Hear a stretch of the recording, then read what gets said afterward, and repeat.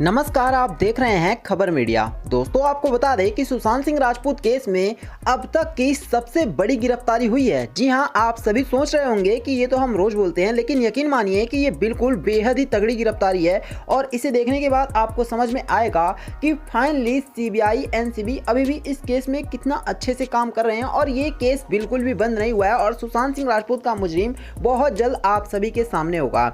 दोस्तों, आपको बता दें कि सुशांत सिंह राजपूत केस में अब कोई ऐसा वैसा व्यक्ति नहीं, बल्कि सुशांत सिंह राजपूत का ही दोस्त ऋषिकेश पवार फाइनली गिरफ्तार कर लिया गया है और इससे एनसीबी पूछताछ भी करने वाली है। तो मैं आपको बताऊंगा कि पूरी खबर है क्या और कैसे एनसीबी को लगातार ऋषिकेश पवार पर शक था और फाइनली इसको गिरफ्तार कर लिया गया।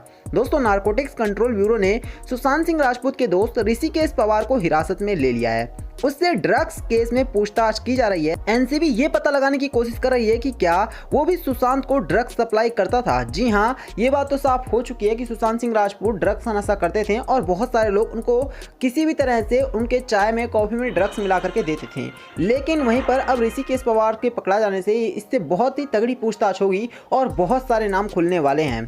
बता दें कि ऋषिकेश पवार 7 जनवरी से पूरी तरह से फरार चल रहा था, यानी कि पता ही नहीं था कि ये किस जगह पर है। नारकोटिक्स कंट्रोल ब्यूरो की टीम उसके कई ठिकानों पर छापेमारी कर चुकी थी, जिसके बाद उन्हें अब फाइनली कामयाबी मिल गई। ऋषिकेश पवार का नाम एक ड्रग्स पैडलर ने लिया था, जिसके बाद उसे एनसीबी ने समन भेज करके उससे पूछताछ की थी।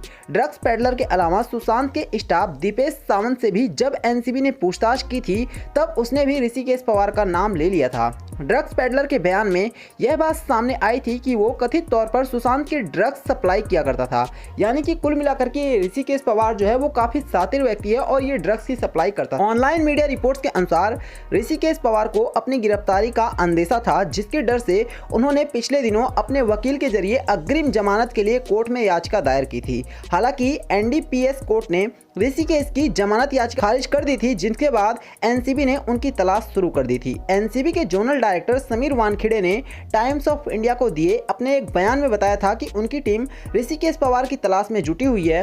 उनसे कुछ समय तक सुशांत सिंह राजपूत के साथ काम किया था, लेकिन 2018 में उसे अभिनेता द्वारा हटा दिया गया था। बताते चले कि बीते साल जून 2020 के महीने में ही फाइनली सुशांत सिंह राजपूत इस दुनिया को अलविदा कहकर के चले गए और उसके बाद से ही लगातार इस ऋषिकेश पवार की छानबीन हो रही थी और ऋषिकेश पवार पर पूरी तरह से एनसीबी को शक था, सीबीआई को शक था।